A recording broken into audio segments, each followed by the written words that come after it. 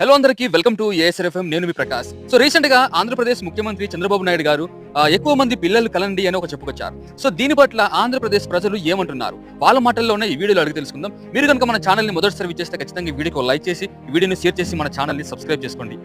ఇదే విషయంపై మనం కొంతమంది గ్రామస్తులతో మాట్లాడే ప్రయత్నం చేద్దాం. ఇక్కడ అయితే కొంతమంది గ్రామస్తులు ఉన్నారు.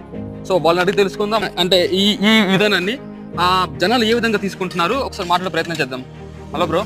Hi bro. 2011 జనాభా లెక్కల పరంగా చూస్తే ఆసియాలో జననాల రేటు చాలా మొత్తంలో తగ్గింది. మీకు ఇప్పటికీ తెలుసు, చైనా యువజన జనాభా చాలా తక్కువ శాతంలో పడిపోయింది.